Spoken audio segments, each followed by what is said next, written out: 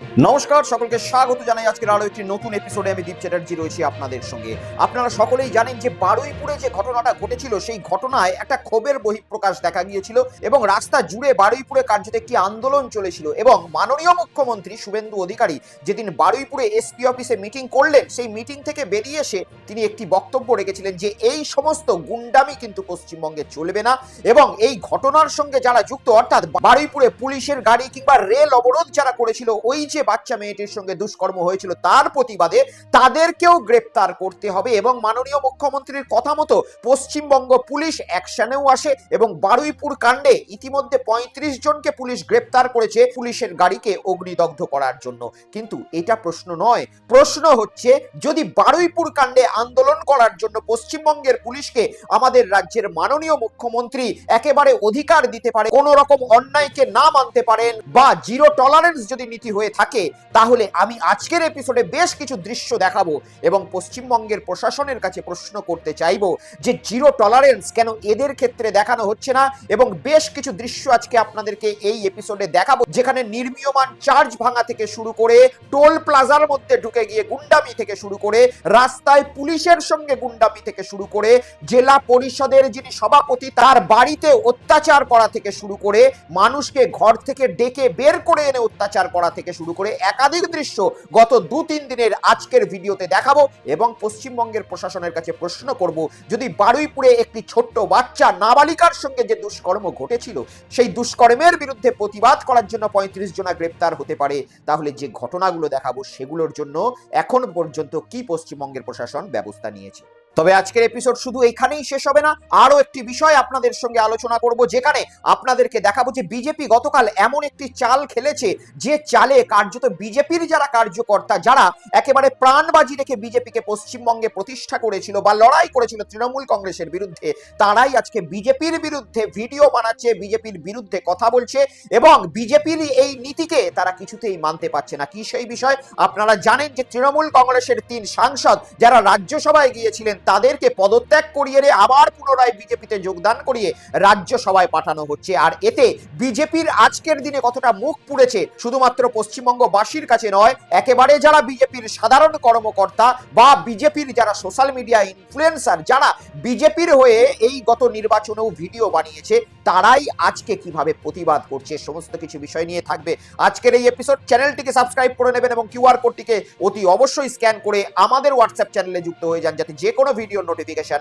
আপনাদের কাছে সঙ্গে সঙ্গে পৌঁছে যায়। ইন্ডিয়া পালস উইথ দীপ আমাদের ব্যাকআপ চ্যানেল এবং হিন্দি চ্যানেল, এই চ্যানেলটিকেও আপনারা অতি অবশ্যই সাবস্ক্রাইব করে রাখুন এবং এই চ্যানেলের যে লিংক রয়েছে সেটা আমাদের কমেন্ট সেকশনে পিন করে রাখা রয়েছে। তো চলুন শুরু করা যাক আজকের এপিসোড এবং এপিসোড শুরু করার আগে আপনাদেরকে একটি আপডেট দিয়ে রাখি যে তৃণমূল কংগ্রেসের যে 3টি ব্যাংক অ্যাকাউন্ট ব্যাংকের কর্তৃপক্ষ থেকে সিজ করে দেওয়া হয়েছিল এবং তৃণমূল কংগ্রেসের ঋতব্রত বন্দ্যোপাধ্যায়দের যারা গ্রুপ রয়েছে তারা এই ব্যাংক অ্যাকাউন্টের দাবি দাবা জানাচ্ছিল, অরূপ বিশ্বাস চিঠি করে এই ব্যাংক অ্যাকাউন্টকে বন্ধ করে দেওয়ার কথা বলেছিলেন, সেটা নিয়ে মামলা করা হয়েছিল কলকাতা আদালতে এবং কলকাতা আদালত গতকাল তৃণমূল কংগ্রেসের মমতা বন্দ্যোপাধ্যায় পন্থী যে গ্রুপ রয়েছে তাদেরকেই এই ব্যাংক অ্যাকাউন্টের শর্ত সাপেক্ষে ব্যবহার করার জন্য অনুমতি প্রদান করেছে এবং ঋতব্রত বন্দ্যোপাধ্যায়দেরকে সোজা ভাষায় বাংলা ভাষায় যদি বলা যায় তাহলে কলকাতা আদালতের পক্ষ থেকে একটি সপাটে গালে আইনি চড় মারা হয়েছে, এমনটাই বলছেন অনেক তৃণমূল কংগ্রেস সমর্থক। আপনাদের কাছে সেই নিউজ কাটিং দেখতে পাচ্ছেন আপনারা, কিন্তু আমি আপনাদেরকে এই খবরের পরে নিয়ে চলে যাব একেবারে দক্ষিণ ২৪ পরগনাতে। দক্ষিণ ২৪ পরগনাতে একটি দৃশ্য আপনাদেরকে দেখাবো, নির্মীয়মান গির্জা। এতদিন পর্যন্ত পশ্চিমবঙ্গে প্রচুর গির্জা কিন্তু স্থাপন হয়েছে এবং পশ্চিমবঙ্গে প্রচুর গির্জায় আমরা যারা বাঙালি রয়েছি হিন্দু মুসলিম নির্বিশেষে তারা কিন্তু ২৫শে ডিসেম্বর গিয়ে যীশু খ্রিস্টের কাছে বড়দিনের কেকও খেয়ে এসেছি এবং তাদের কাছে প্রার্থনাও করে এসেছি। কিন্তু পরিবর্তন হয়েছে বর্তমান যুগে পশ্চিম বাংলায় এবং পরিবর্তনের পরেই যেভাবে আমরা দেখেছি বিজেপি শাসিত রাজ্যে কখনো মসজিদের উপর আক্রমণ চলে আবার কখনো গির্জার উপরও আক্রমণ চলে, সেই দৃশ্যই কিন্তু পশ্চিমবঙ্গেও দেখা গেল। একটি নির্মীয়মান গির্জা যেটি নির্মাণ হচ্ছিল দক্ষিণ ২৪ পরগনা জেলাতে, সেই গির্জাতে জয় শ্রীরাম স্লোগান তুলে বেশ কিছু মানুষকে দেখা গেল যে সেই নির্মীয়মান গির্জাটিকে ভাঙছেন এবং সেখানে যে ক্রস রয়েছে যীশু খ্রিস্টের ক্রস সেটাকেও তারা একেবারে গুঁড়িয়ে দিচ্ছে, ভেঙে দিচ্ছে। আর এই খবরটা বাংলার কোনো টেলিভিশন মিডিয়া না দেখালেও ভারতবর্ষের নাম্বার 1 মিডিয়া ইন্ডিয়ান এক্সপ্রেস তারা কিন্তু তাদের প্রতিবেদনে চালিয়ে গোটা ভারতবর্ষের সামনে আজকে পশ্চিমবঙ্গের আসল রূপকে তারা তুলে ধরার চেষ্টা করেছে। দেখুন।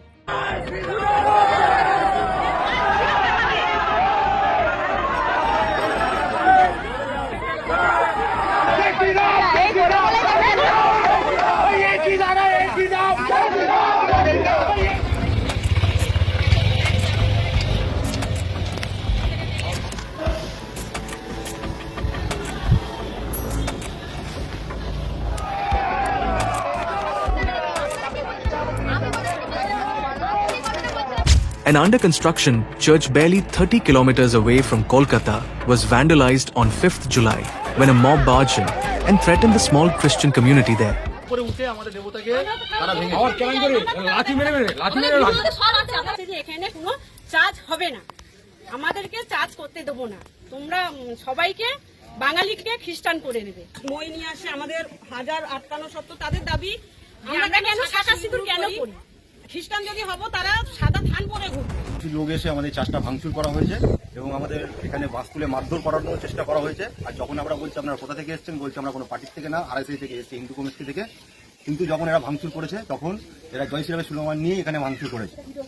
ঠিক আছে, এটা আমাদের কাছে সমস্ত প্রমাণ সহ আছে। এমনকি যাওয়ার সময় এই কথাটাও বলে গেছে, এই গলিতে যত কোনো খ্রিস্টান বাড়ি আছে তাদের ইলেকট্রিক এবং জলের ব্যবস্থাও বন্ধ করে দেওয়া হবে এবং আমাদের মা বোনদের সিঁদুর মুছে দিয়ে সাদা শাড়ি পরে ঘুরতে বলেছে যদি আমরা খ্রিস্টান হয়ে থাকি। এটা কোনো কি আমাদের রাজ্য থেকে এটা কি বলা হয়েছে? এটা কোনো কি আমাদের এখনো কি আমাদের যে সিএম শুভেন্দু অধিকারী সেটা কি এখনো বলেছে এটা হিন্দু রাষ্ট্র বলে? এখনো কিছু করেনি। তার আগে যদি এরা এত কিছু শুরু করে দেয়। প্রথম যখন জানলা বেয়ে উঠছিল, মই বেয়ে উঠছিল, তখন আমাদের মধ্যে একজন কাকা ছিলেন, সুখদেব কাকা, তারপরে আমার মা, যারা দু চারজন ভাই বোন ছিল, তারা তার মানে পা ধরে নামানোর চেষ্টা করেছে যে আপনি উঠবেন না, নিচ থেকে বলছে। যেহেতু তার পায়ে টাচ করা হয়েছে বলে তারা তখন মারতে চলে এসেছে, গায়ে হাত দেবে কেন বলে মারছে। আমাদের সুখদেব কাকা এরকম হাত জোড়ো করে বলছে, ভাই ক্ষমা করো, ভুল হয়ে গেছে, তোমাকে ধরা, কিন্তু তুমি উঠো না। সে গায়ে হাত দিয়েছে, কোন করে মেরে এসে ওই ভেতরে ঢুকিয়ে দিচ্ছে, মানে গায়ে হাত দিচ্ছে। আমরা মেয়ে বউরা সবাই মিলে সবাই ঠেকিয়েছি। আমি ভিডিওর শুরুতেই আপনাদের কিন্তু বারুইপুরের ঘটনার কথা বলেছিলাম এবং মাননীয় মুখ্যমন্ত্রী বারুইপুরে যাওয়ার পরে কি বক্তৃতা দিয়েছিলেন এসপি অফিস থেকে বেরোনোর পরে, আমি আরো একবার আপনাদের সামনে চালিয়ে দেখাবো, দেখুন। যত পুলিশের গাড়ি ভেঙেছেন, রেল লাইন উপড়েছেন, প্রায় অ্যাপ্রক্স 200 আইডেন্টিফাইড হয়েছে, প্রত্যেককে অ্যারেস্ট করা হবে।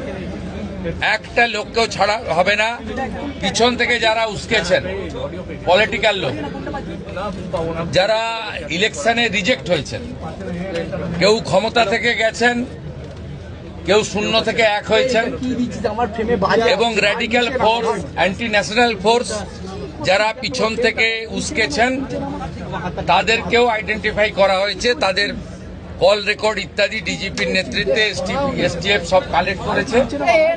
ওদেরকেও প্রপারলি লিসেন করা হবে, ওদেরকেও ঠিক প্রপারলি শিক্ষা দেওয়ার কাজ সরকার করবে। আপনারা অনেকেই ভাবতে পারেন মাননীয় মুখ্যমন্ত্রীর এই বক্তব্যকে হয়তো আমি বিরোধিতা করছি, তাই জন্য আপনাদের সামনে চালিয়ে শোনালাম। না, একেবারেই নয়। আমি মাননীয় মুখ্যমন্ত্রীর এই বক্তব্যের সঙ্গে সহমত। যারা কোন রকমের একেবারে এই ধরনের গুন্ডামি করবে তাদের বিরুদ্ধে ঠিক এই ধরনেরই ব্যবস্থা যেভাবে মাননীয় মুখ্যমন্ত্রী বলেছেন নেওয়া উচিত। আমরা দেখেছি বিগত দিনের যিনি প্রাক্তন মুখ্যমন্ত্রী ছিলেন মাননীয় মমতা বন্দ্যোপাধ্যায়, তিনি এই ক্ষেত্রে অনেকটা নরম ছিলেন এবং মানবিক মুখ দেখানোর চেষ্টা করেছিলেন, যার জন্য পুলিশের সামনে পুলিশের গাড়িকে ভেঙে দিয়ে আগুন ধরিয়ে দেওয়া হলো। সেই সময় পুলিশ কোনো ব্যবস্থা নিত না। এমনকি নবান্ন অভিযানের নাম করে যখন বিজেপিরই মিছিল পুলিশের গাড়ি ভাঙছিল, সেদিনও কিন্তু প্রাক্তন মুখ্যমন্ত্রী মমতা বন্দ্যোপাধ্যায় ধৈর্য দেখিয়েছিলেন এবং কোনো মানুষের এগেনস্টে যেভাবে বারুইপুরে গ্রেপ্তার করা হচ্ছে সেইভাবে কিন্তু কোনো গ্রেপ্তারি পরোয়ানা জারিও করেননি। আমি আরো একবার আপনাদেরকে পুরনো সেই দৃশ্য দেখাবো যখন নবান্ন অভিযানের নামে পুলিশের গাড়ি বিজেপি কর্মী দ্বারা ভেঙে দেওয়া হচ্ছিল, দেখুন। গাড়িটাকে কার্যত নাড়িয়ে ফেলে দেওয়ার চেষ্টা, সেই ছবি আমরা দেখতে পাচ্ছি। কোয়েল দেখছি পুলিশের গাড়ি চূর্ণ বিচূর্ণ হয়ে গিয়েছে, যেটুকু অংশ রয়েছে সেটুকু দফায় দফায় ভাঙার চেষ্টা হচ্ছে। একদম পিসিআর ভ্যান পুলিশের সামনের কাঁচ ঘুরিয়ে দেওয়া হয়েছে, তারপর যতভাবে চেষ্টা হোক গাড়ি যাতে উল্টে ফেলে দেওয়া যায়। সুপ্রিয় লাঠি চালানো হচ্ছে, আমরা দেখছি গাড়িটা এমনিতেই চূর্ণ বিচূর্ণ অবস্থা, পিসিআর ভ্যান আমরা দেখতে পাচ্ছি, এবং চারপাশে প্রচুর বিক্ষোভকারী, তারা আবারও ইট ছুড়ে অবশিষ্ট অংশটাকেও একেবারে চূর্ণ বিচূর্ণ করে দিতে চাইছেন। সেই ছবি আমরা দেখতে পাচ্ছি। দফায় দফায় বিক্ষোভ সংগঠিত হচ্ছে বিভিন্ন জায়গায়, বিক্ষোভের বহিঃপ্রকাশ আজকে এই ছবি হাওড়া ময়দানে। হ্যাঁ, এইভাবেই মমতা বন্দ্যোপাধ্যায় মুখ্যমন্ত্রী থাকাকালীন বারবার পুলিশকে কিন্তু আঘাতপ্রাপ্ত হতে হয়েছে, কিন্তু পুলিশ ঘুরিয়ে কখনো জনসাধারণের উপরে সেইভাবে কোনো রকম কঠোর পদক্ষেপ নেয়নি। কিন্তু বর্তমান যুগে শুভেন্দু অধিকারী মাননীয় মুখ্যমন্ত্রী তিনি নিজেকে বলছেন যে তিনি কঠিন মুখ্যমন্ত্রী, কঠোর মুখ্যমন্ত্রী এবং শক্ত প্রশাসক। যেভাবে মমতা বন্দ্যোপাধ্যায় দুর্বল ছিলেন সেভাবে নয়। তাই জন্যই আমরা দেখতে পাচ্ছি যে বারুইপুরে একটি ছোট্ট নাবালিকার সঙ্গে দুষ্কর্মের ঘটনায় সাধারণ মানুষ সম্ভবত ক্ষোভের বহিঃপ্রকাশ করে উত্তেজিত হয়ে যাওয়াতেও 35 জনকে ইতিমধ্যেই ঘর থেকে রাত্রির 12টার সময় তুলে এনে গ্রেপ্তারও করেছে পশ্চিমবঙ্গের পুলিশ। আশা করব যেভাবে পুরনো ভিডিওটি দেখালাম কলকাতা পুলিশের যে গাড়ি রয়েছে সেই গাড়িটিকে বিজেপি কর্মকর্তারাই ভাঙচুর করছিল নবান্নে অভিযানের সময়, যেভাবে পুরনো মামলার ফাইল খুলে মাননীয় মুখ্যমন্ত্রীর প্রশাসন তৃণমূলের কেষ্টবিষ্টুদের ধরে গ্রেপ্তার করছেন, ঠিক এইভাবেই এই পুরনো ফাইলটিও খুলে পুলিশের গাড়ি কোন বিজেপি কর্মকর্তারা যে আগুন লাগিয়েছিল ভেঙেছিল তাদেরকেও গ্রেপ্তার করবেন, এটাই আমরা আশা রাখি। কিন্তু আরো একটি আশা রাখছি যে এই যে চার্চের ঘটনাটা আপনাদেরকে দেখালাম, একটি ধর্মনিরপেক্ষ দেশ, সেখানে যে কোনো ধর্মের মানুষ থাকতে পারে, যে কোনো ধর্মের মানুষ স্বাধীনভাবে নিজেদের কালচারকে মেনটেন করতে পারে, ফলো করতে পারে। আর এ কথা আমি বলছি না, এ কথা সরকার বলছে না, এ কথা বলছে ভারতবর্ষকে চালানো সেই মহান সংবিধান।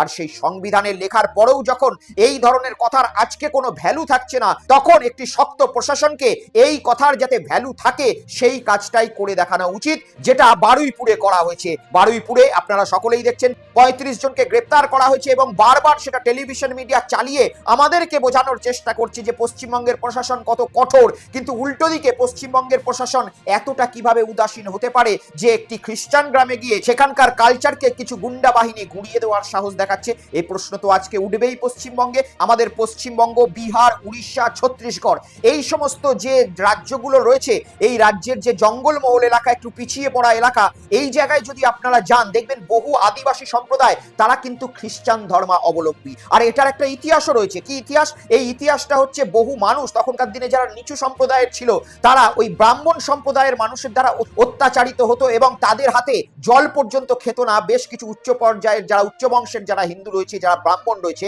তারা তাদেরকে ঘৃণা করত এবং কার্যত এক ঘরে করে রেখে দিয়েছিল। তাই তারা সেই সময় বহু ক্ষেত্রে খ্রিস্টান ধর্মকে নিজেদের ধর্ম হিসাবে পালন করেছে হিন্দু ধর্মটাকে ত্যাগ করে দেওয়ার পরে। আর এই ধরনের আদিবাসীদেরই বংশ পরম্পরা আজকে গোটা ভারতবর্ষের বেশ কিছু পিছিয়ে পড়া জায়গায় চলে আসছে। তারা আজও খ্রিস্টান ধর্ম ফলো করে আসছে এবং খ্রিস্টান ধর্মকেই মেনটেন করে আসছে। কিন্তু পশ্চিমবঙ্গে আজ পর্যন্ত তাদের ধর্মে কেউ কোনোদিন আঘাত হানেনি। এই প্রথম পরিবর্তন হলো এবং পরিবর্তনের 2 মাসের মধ্যেই একটি খ্রিস্টান ধর্মের গির্জা, নির্মীয়মান গির্জাকে পুরো গুঁড়িয়ে দেওয়ার কাজ চলছে। হ্যাঁ, যদি গির্জাটি বেআইনি হয়ে থাকে তাহলে প্রশাসন ব্যবস্থা নেবে এবং প্রশাসন আইন মোতাবেক সেই গির্জাটিকে ভেঙে ফেলবে, সেটা প্রশাসনের ব্যাপার।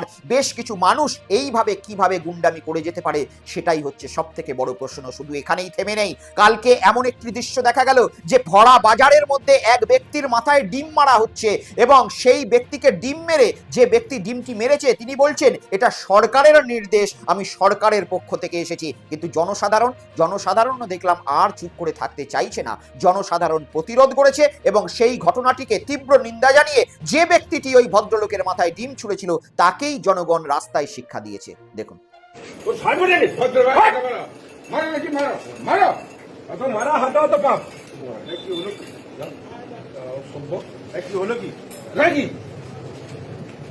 এটা করেছে কে? এই কেন তুমি করলে কেন? কি হয়েছে? তুমি এটা করলে কেন? এটা সরকার থেকে অর্ডার। কে? কোন সরকার? আমাদের সরকার। তোমাদের সরকার মানে অর্ডার দেখাও। তুমি কি ছাবলা মেরেছো? তুমি সামনে মারছো। তুমি আমাকে তুমি একজন এরকম করলে কেন? তুমি কে? তুমি কে? তুমি কে? আমি এখানকার ইনচার্জে আছি। তুমি কোন ইনচার্জে আছো? আমি এখানকার কিসের জন্য আছি? হ্যাঁ, ইনচার্জে আছি। কোথাকার? এখানকার আছি। এখানকার মানে কি? কোনটা সেটা বলো। বিএলআর অফিস দেখতে পাচ্ছ না? বিএলআর অফিস থাকো তো আমার কি আছে? বিএলআর হ্যাঁ, করেছি কি? বিএলআর অফিস বহুত দূরে আছে। চুপ! আমি বলি তুমি কথা বলছো? কেন তুমি এইসব করে একদম ভদ্রলোক দালালি করছো? দালালি করছো? শুনলো কেন? সরকারি অর্ডার আছে।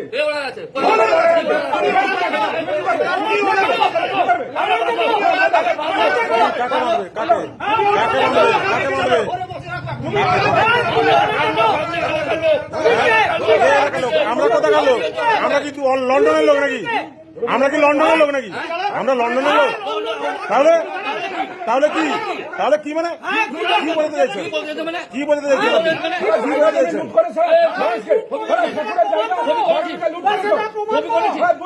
ঘুষ নিয়ে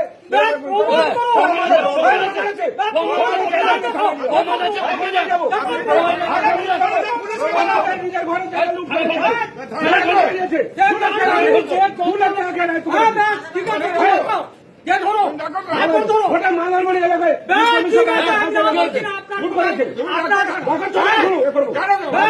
বলেছিলাম না এলাকায় তোমাকে হাফ প্যান্ট আন্ডার প্যান্ট করে ঘোরাবো বাট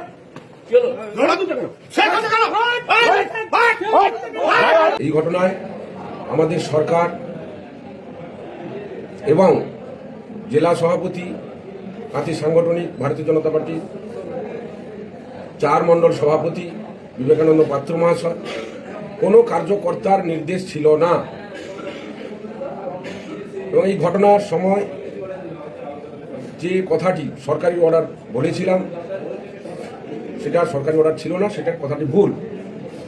আমি কোনোভাবেই সরকারকে কালিমালিপ্ত করতে চাইনি বা দলের ভাবমূর্তি নষ্ট করতে চাইনি। এর জন্য আমি সরকার, আমাদের ভারতীয় জনতা পার্টির সরকার এবং ভারতীয় জনতা পার্টির জেলা সভাপতি মণ্ডল সভাপতির কাছে ভুল স্বীকার করছি। আগামী দিনে এইরকম কোনো ঘটনা যেন না ঘটে তার জন্য অঙ্গীকার করছি। প্রায় 70-80 বছরের এক বৃদ্ধ লোক, তাকেও মাথায় কেউ নিজের রাগ মেটানোর জন্য ডিম ছুটছে এবং তার সব থেকে বড় যুক্তি ডিম ছোড়ার পরে বলছে এটা সরকারের আদেশ রয়েছে, সরকারের নির্দেশ রয়েছে, তাকে নাকি ইনচার্জ করা হয়েছে। এই সমস্ত ঘটনা আপনারা শুনলেন ভিডিওটাতে, কিন্তু মানুষ আর এই ঘটনাটাকে ভালো চোখে নিচ্ছে না। মানুষ এই ঘটনার নিন্দা জানাতে চাইছে। আর আপনারাও এই ঘটনা থেকে শিক্ষা নিন। আপনাদের সামনে যদি এই ধরনের কোনো ন্যাক্কারজনক ঘটনা ঘটে, সেই ঘটনাকে প্রশ্রয় কখনো দেবেন না। যেভাবে এই ঘটনায় উদাহরণস্বরূপ সাধারণ মানুষ এগিয়ে এসে ওই ব্যক্তিকেই কিন্তু ধমক দিলেন এবং শিক্ষা দেওয়ার চেষ্টা করলেন, এবং এই কাজ যারা করছেন তাদের নিশ্চয়ই এই মুহূর্তে বোঝা উচিত যে মানুষ এই ঘটনাগুলোর তীব্র নিন্দা জানাচ্ছে। আমি আরো একটি ভিডিও আপনাদেরকে দেখাবো যেখানে পশ্চিমবঙ্গে সিপিএম প্রায় আজ থেকে 16 বছর আগে চলে গিয়েছে। 2011 সালে পশ্চিমবঙ্গ থেকে সিপিএম নিশ্চিহ্ন হয়ে যাওয়ার পরে তাদের লেনিনের মূর্তি কিন্তু কেউ কখনো ভেঙে দেয়নি। প্রথম পরিবর্তনের পরেও সিপিএম এর লেনিনের মূর্তি কিন্তু একেবারে বহাল তবিয়তে ছিল, কিন্তু দ্বিতীয় পরিবর্তন যখন ঘটলো সেই লেনিনের মূর্তি কিন্তু আমরা ভেঙে যেতে দেখলাম এবং সেটা নিয়ে উল্লাস করতেও দেখলাম। দেখুন,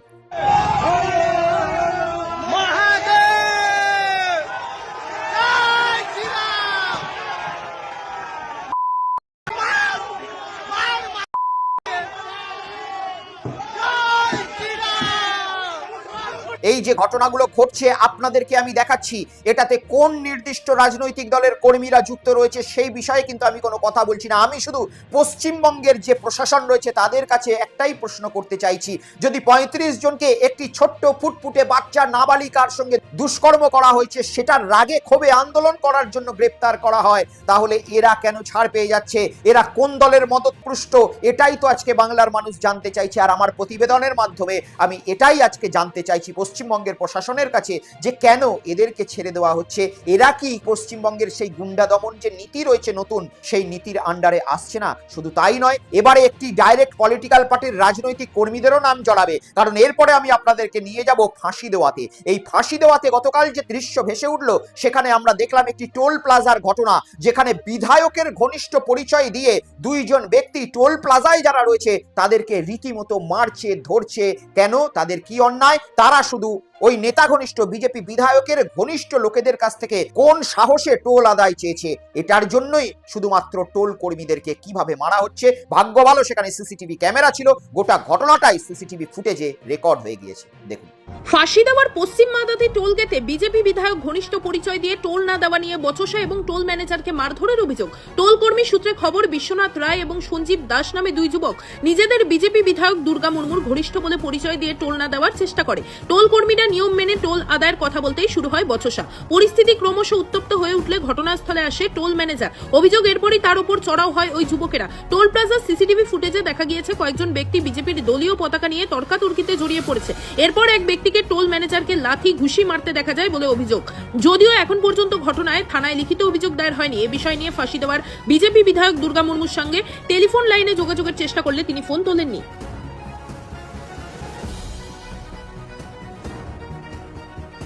দেখলেন একেবারে সিসিটিভি ফুটেজে পরিষ্কার ধরা পড়ে গিয়েছে বিজেপির বিধায়ক দুর্গা মুর্মুর নাম আসছে এখানে।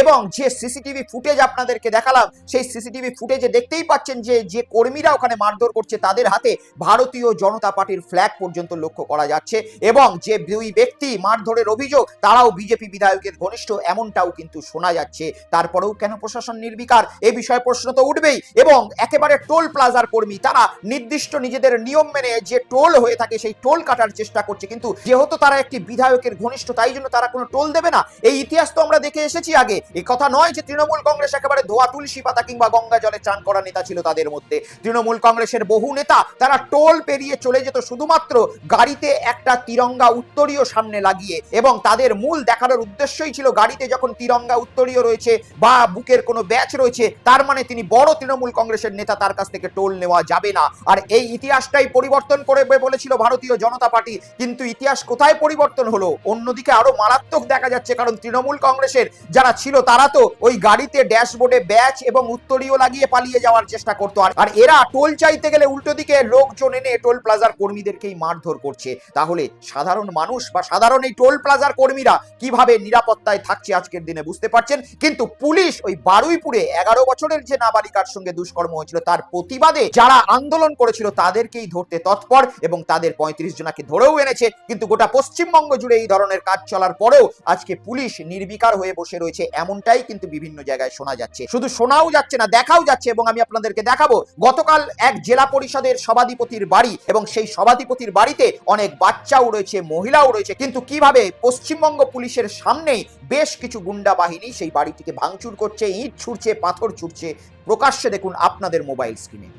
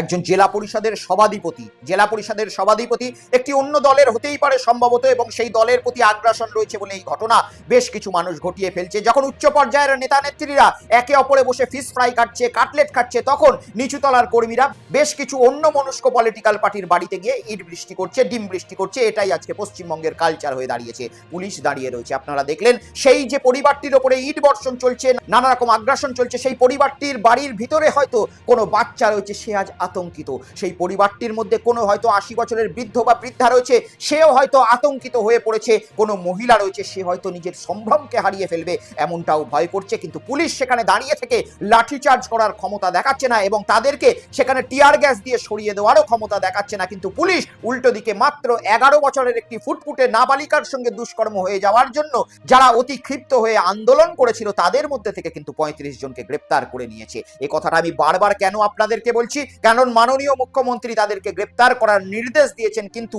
এই সমস্ত ঘটনায় মাননীয় মুখ্যমন্ত্রী এখনো পর্যন্ত কোনো কঠোর পদক্ষেপ করছেন না, এবং করছেন না বলেই আজকে গোটা পশ্চিমবঙ্গের বিভিন্ন জায়গা জুড়ে এই ধরনের ভিডিও কিন্তু বারবার ভেসে আসছে। শুধু এটাই নয়, কাউকে তো দেখা যাচ্ছে বাড়ির দরজা একেবারে লাথি মেরে ভেঙে দিতে, এবং মধ্যযুগীয় বড় মতো বাড়ি থেকে লোককে টেনে এনে রাস্তার মধ্যে মারধর করতেও দেখা যাচ্ছে। কিন্তু পুলিশ রয়েছে বারুইপুরে, যারা ওই ছোট্ট ফুটফুটে বাচ্চা নাবালিকার সঙ্গে দুষ্কর্মের প্রতিবাদে আন্দোলন করেছে তাদেরকে ধরার জন্য।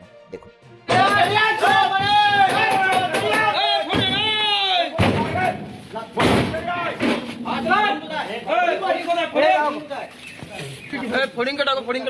মহিলাদের সঙ্গে কোনো কথা না, বাইরে বাইরে কোথায় জিজ্ঞেস ফড়িংকে ডাকো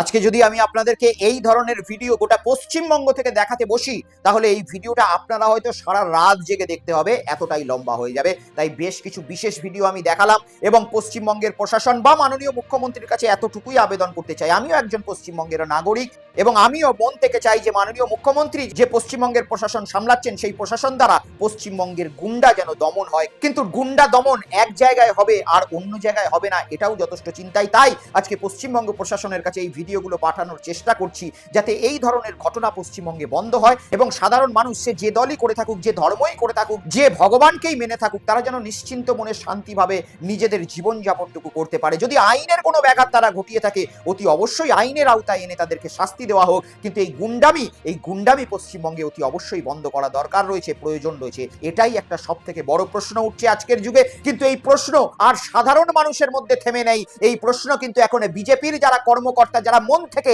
প্রাণ থেকে বিজেপিটাকে ভালোবেসেছে এবং বিজেপির জন্য গত 10 বছর 15 বছর ধরে চুপি সারে লড়াই করে এসেছে এবং বিজেপি জয়লাভ করার পরে তারা ভেবেছিল যে এই রাজ্যে হয়তো এবারে তারা মাথা তুলে দাঁড়াবে, কিন্তু তারাও আজকে নিরাশ এবং তারাও আজকে বিজেপির যে নীতি রয়েছে সেই নীতির বিরুদ্ধে কথা বলছে। কারা, আমি দেখাবো আপনাদেরকে, কিন্তু কেন তারা এই নীতির বিরুদ্ধে কথা বলছে সেইটা প্রথমে আপনাদেরকে আগে দেখাই। তৃণমূল কংগ্রেসের 3 প্রাক্তন রাজ্যসভার সাংসদ, তাদেরকে পদত্যাগ করানো হলো এবং পদত্যাগ করিয়ে বিজেপিতে যোগদান করিয়ে আবার তাদেরকে সাংসদ হিসাবে যাতে পুনরায় রাজ্যসভায় পাঠানো যায়, তাদের নমিনেশনও বিজেপির পক্ষ থেকে করা হলো গতকাল। আমি আপনাদেরকে দেখাবো বিজেপিতে যোগদান তৃণমূল কংগ্রেসের প্রাক্তন সাংসদ সুকেন্দু শেখর রায়, সুস্মিতা দেব এবং প্রকাশ চিক, সেই যোগদানের ভিডিও দেখুন।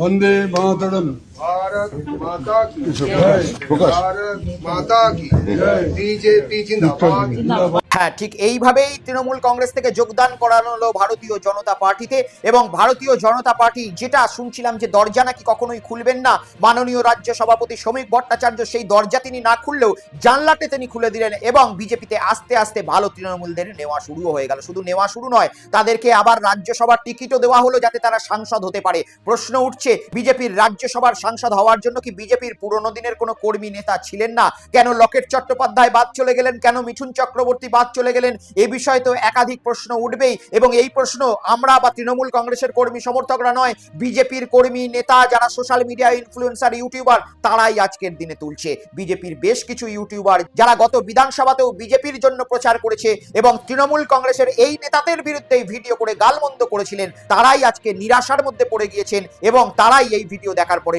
নিজেরাই আজকে ভিডিও করে নিজেদের ভারতীয় জনতা পার্টি দলেরই প্রতিবাদ জানাচ্ছে। দেখুন, আমি জানি আপনাদের অনেকেরই কষ্ট হচ্ছে, খারাপ লাগছে, দুঃখ হচ্ছে, আমারও খারাপ লাগছে, আপনাদের থেকে বেশি খারাপ লাগছে, অনেক বেশি খারাপ লাগছে।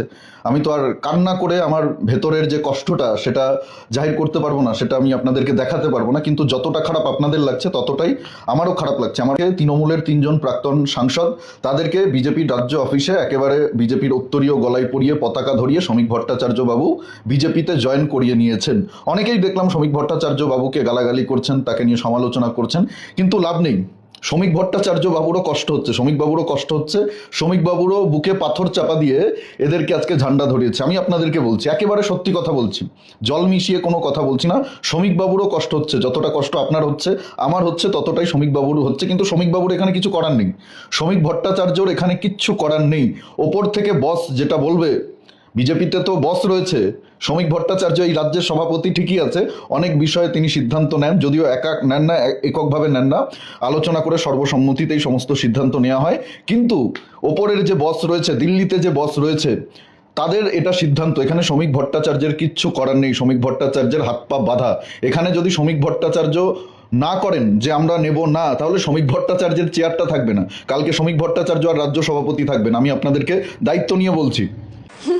আমি বলেছিলাম না নিচুতলার কর্মীরা এই ডিম থেরাপিটা বন্ধ করুন আর কোমরে দড়ি দিয়ে ঘোরানোটাও বন্ধ করুন, তখন আমার এই কথাটা অনেকেরই হজম হয়নি। আমি বলেছিলাম যে উপরমহল ঠিক মিলে যাবে, কি হলো, মিলে গেল। তো এখনো অনেকে আছে যারা কিনা পাশের বাড়ির লোক তৃণমূল করতে বলে, তাদের সঙ্গে ভেঙচি মেরে কথা বলে, তাদেরকে টোনটিটকারি কাটে, তাদেরকেও বলবো এই সব কিছু বন্ধ করুন আর ডিম থেরাপি আর কোমরে দড়ি দিয়ে ঘোরানোটা একেবারেই বন্ধ করুন। নইলে পরে ওই যে উপরমহল যেমনি মিলে যায়, ওই আমে দুধে মিলে গিয়ে আপনারা নিজে সব আটি হয়ে গড়াগড়ি খাবেন, এখন যেমনটা খাচ্ছেন। এনারা সকলেই ভারতীয় জনতা পার্টির সাপোর্টে অনেক ভালো ভালো ভিডিও বানিয়েছে এবং পশ্চিমবঙ্গের তৃণমূল কংগ্রেসের সরকারকে ফেলার জন্য যতটুকু কাজ করতে হয় সেটাও তারা করেছিল। নিজেদের ভিডিওতে এই ধরনের যারা তৃণমূল কংগ্রেসের নেতা রয়েছে তাদেরই প্রতিবাদ জানিয়ে আজকে সেই আমার ছোট্ট বোন প্রতিবাদী টুম্পা কিংবা আমার ছোট ভাই দিবাকর দেবনাথ হিন্দু এরা সকলেই কিন্তু মন থেকে নিরাশ। তার কারণও রয়েছে, কারণ এরাই কিন্তু মন থেকে প্রকৃতভাবে বিজেপি দলটাকে ভালোবেসেছিল এবং বিজেপিকে ভালোবাসার জন্য তাদের যেটুকু করার কাজ তারা করেছিল, প্রচার করেছিল।